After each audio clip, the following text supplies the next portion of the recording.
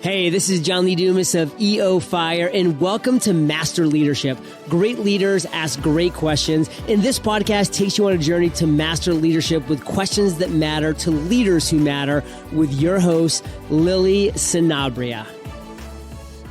Hi, this is Lily, and welcome to Master Leadership Through Crisis series, where we will connect with leaders worldwide to gain insights on important questions to help us navigate through rough waters.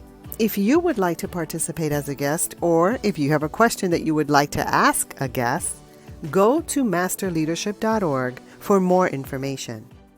If you're like most high-performing leaders, you're tired of being pulled in multiple directions with zero time left for yourself. As a certified ProctorGallagher Coach and 27-year military leader, Noel helps high performers live empowered, fulfilling lives, all while achieving their highest potential. She helps leaders focus on what really matters so they can stop feeling out of control, become more effective with their time, and spend more time doing what they love. Our interview will continue after messages from our sponsors. If you want to make money and change lives by selling your knowledge online, do not launch an online course. Only 6% of those are ever completed. Create instead your own branded app and launch the ultimate learning experience that sells. Passion.io is a drag-and-drop platform where you create interactive content to sell using your own branded app. Forget any tech hassles. You deserve a platform that makes it easy. You can move your existing clients, you can reach new clients, or you can even swap your online course for something that actually works. Delight clients with downloadable and even live content. You can trigger instant action using push notifications, generate more revenue with single touch payment, and you can stream across all devices. Best yet, try it for free for 14 days. Go to masterleadership.org/passion and get started today. Welcome, Laura Noel. How are you? I'm doing fantastic. How are you? Thanks for having me. Well, we're so happy to have you on our podcast. There were some challenges in the technology, but we were able to pull through. We figured it out. Yeah, so are you ready to pour into our listeners? Oh, I am. Oh, fantastic. Laura, tell us a bit about your path to leadership and what you're doing now. Oh, sure. So it's interesting because my path to leadership, it started in the military. Really, I served for almost 28 years in the Air Force. And I was a senior leader, a chief master sergeant when I retired. But prior to my retiring, gosh, most of my career, I knew that at some point I was going to have to either separate or retire and figure out the next step. And so throughout my journey, I was collecting degrees and certifications. And finally, around the 27-year mark, I was exhausted. One of the last certifications I received was as a yoga teacher, or a 200-hour teaching certification. And I started teaching yoga. I was a commandant of a leadership school at that time. I had a team of instructors, and we were teaching leadership to first and second line supervisors.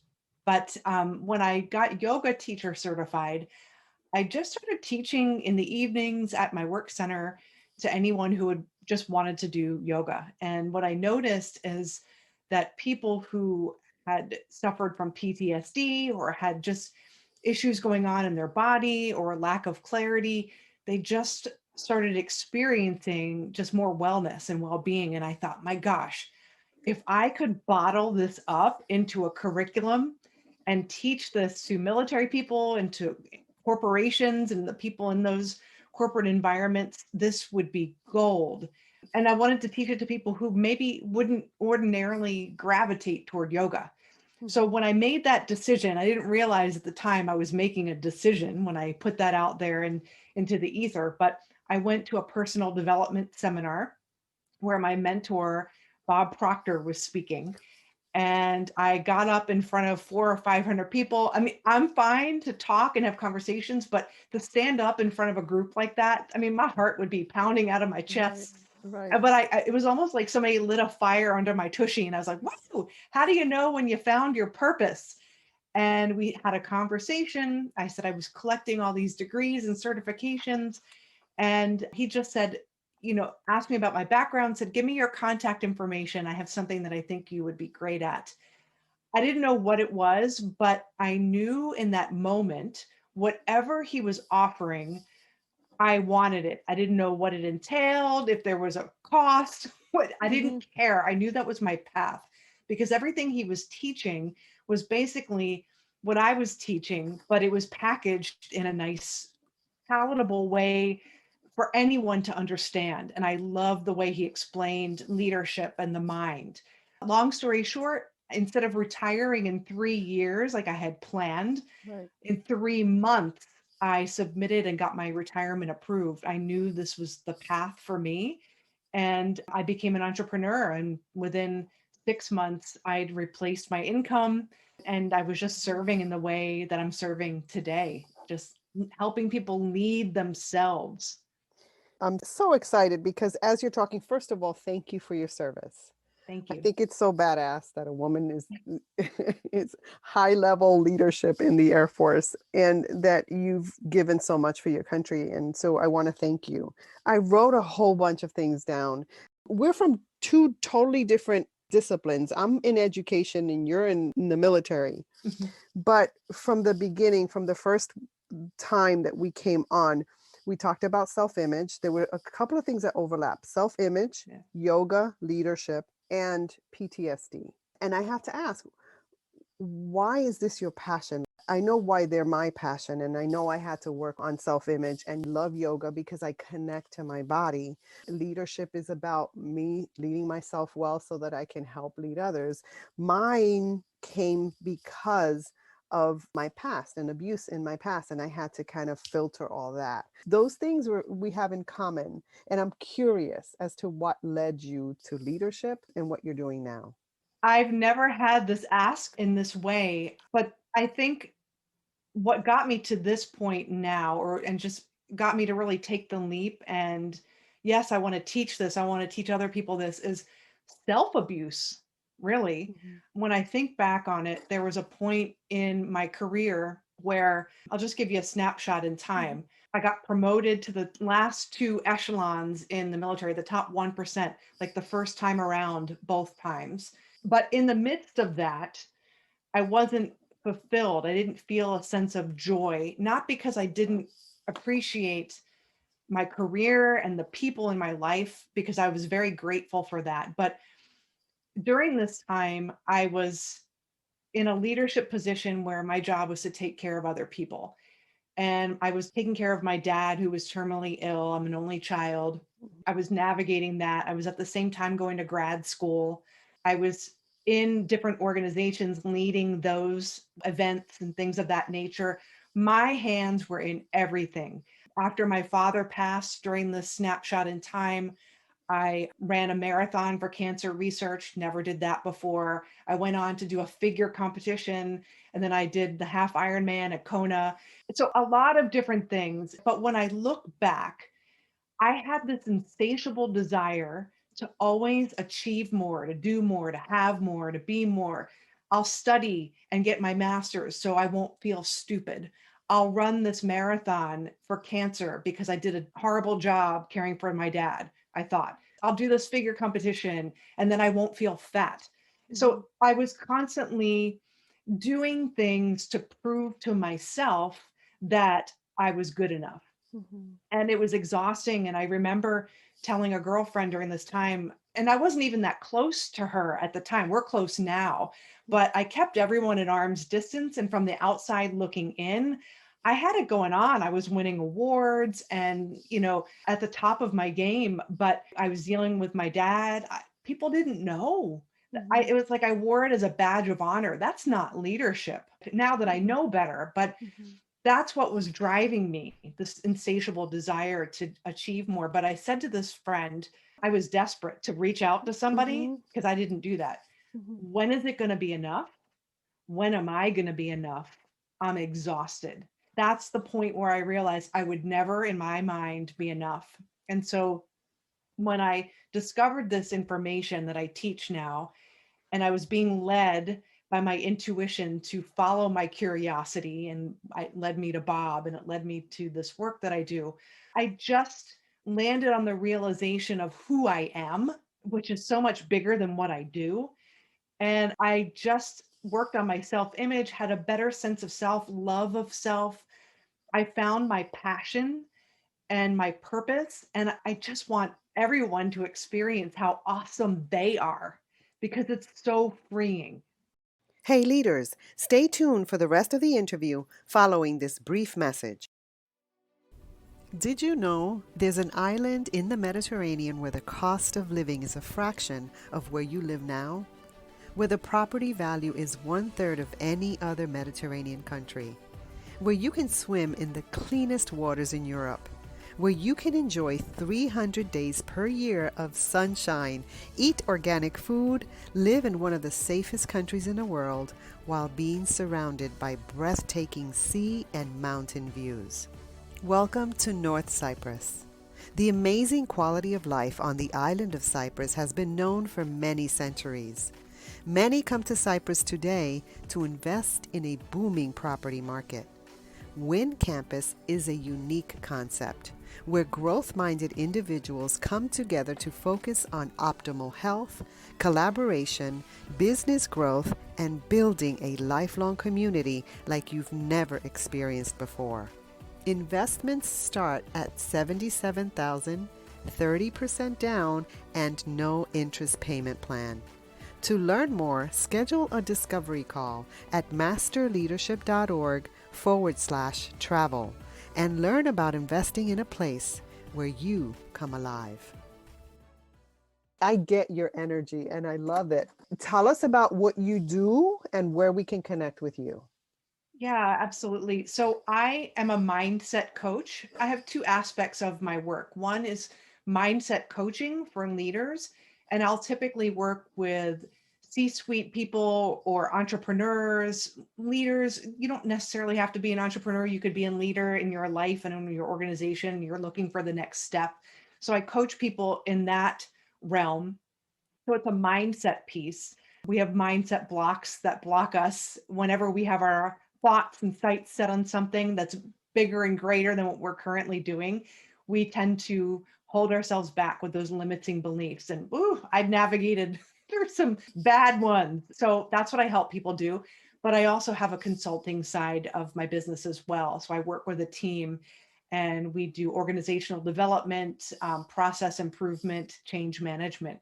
They can find me at stretchintosuccess.com. And we have a page specifically for your listeners. So it's stretchintosuccess.com/master leadership. And so you can find me there. There's a way that you can reach me to have a one-on-one conversation. I have workshops that are coming up, so you can always find out what's going on there and some downloads as well. Thank you so much. I love how you came into that realization that this is what I need to do. So it comes from a place of authenticity and a purpose for you, and it's a passion. And so I love that. So thank you so much for sharing.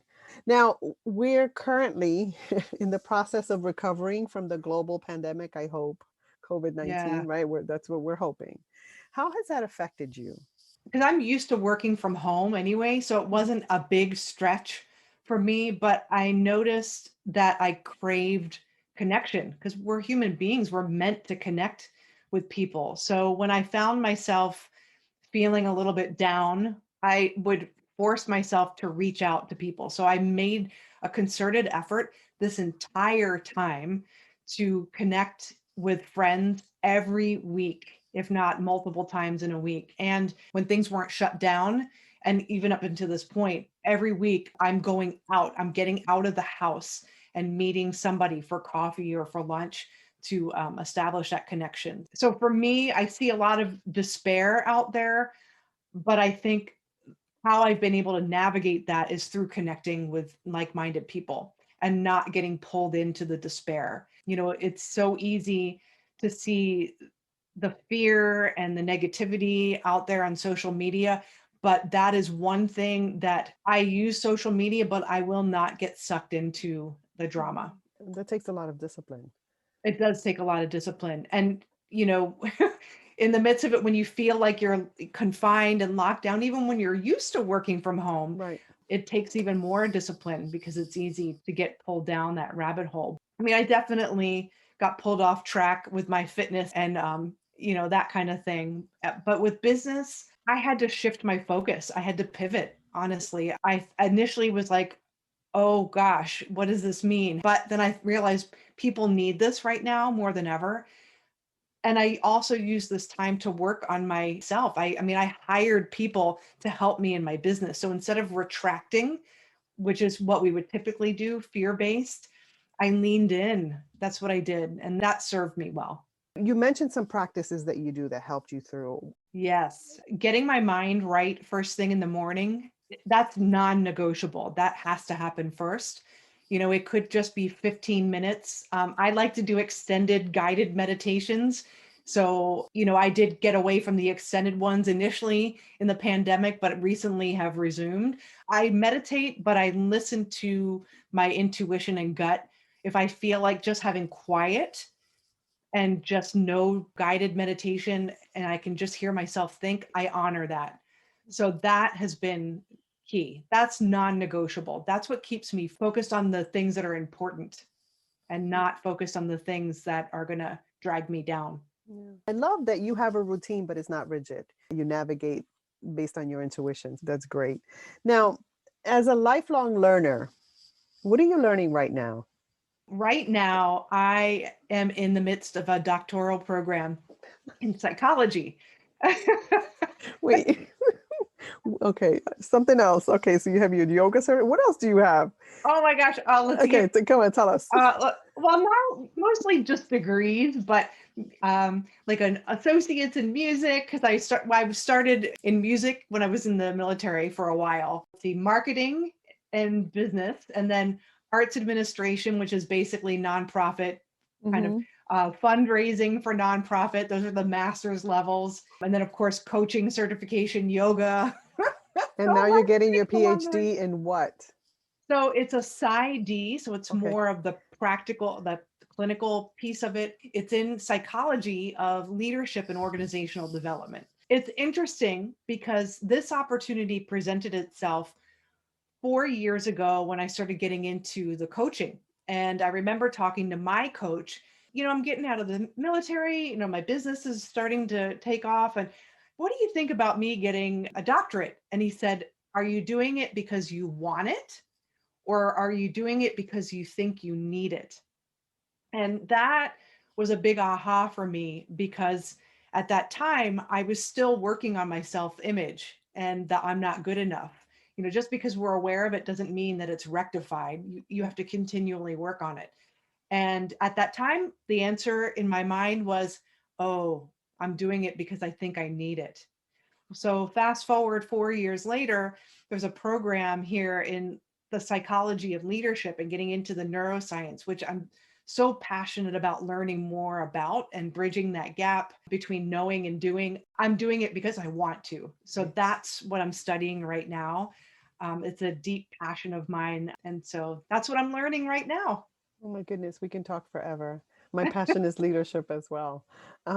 So yeah, so we'll have you back on. I would love to.